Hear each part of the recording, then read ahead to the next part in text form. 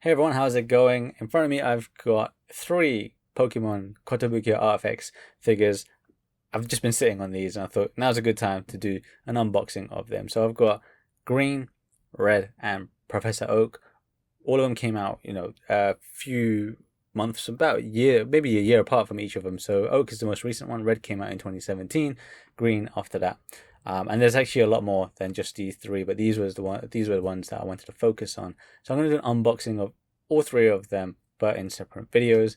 So in this one, I'm just going to focus on Red. So Red, like I said, came out in 2017. It has been reissued, so if you did want to get it, it should be not too expensive than it once was, thanks to that reissue. Green is still available, and Oak is quite recent, so should still be plentiful. So let's get into unboxing Red then. So I'm going to go and unbox Red. So I've actually unboxed Red previously before I put him back in the box. So this is the second time taking him out of the box. So with the packaging first, you can see the nice big window display showing you Red plus the Pikachu that he comes with. Thematically, they kind of all use the same sort of theme with the kind of half coloring and then a plain logo and then the title of the figure. Moving on to the other side, we've got a cutout of the Pokeball and some text. And then on the back side is a photograph of the figure itself, with a little bit more zooming in of the face and Pikachu's face too.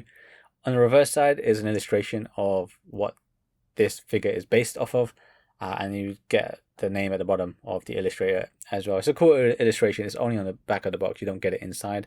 And showing you the rest of the box, the top is another cutout of the Pokeball kind of icon. And then on the bottom side of it is just manufacturer details. So we can get this thing open now. When you do get it open and you take out the figure, you'll see that the inlay is pretty interesting. Red uses red coloring with silhouette of Pikachu and a Pokeball. The others are going to be different. Unboxing it, then you have the figure, Pikachu, and then you get a little plastic bag because that's what Pikachu came in. I just want to show you that.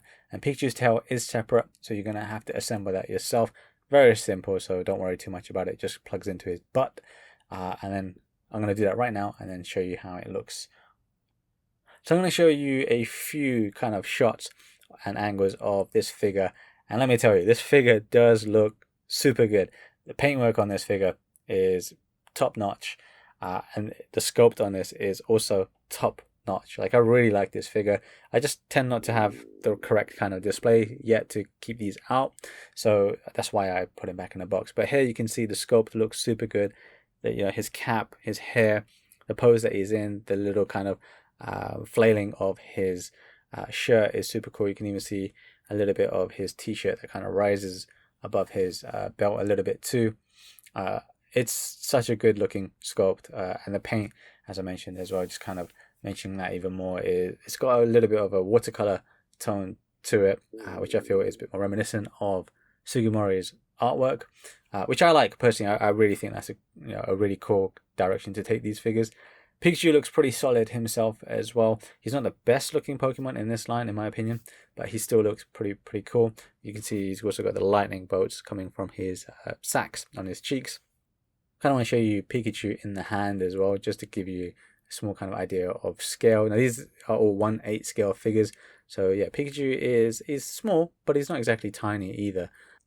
And then I want to give you a quick look at the base, which is not that special. It's just got the copyright underneath and then a screw which goes into one of his feet.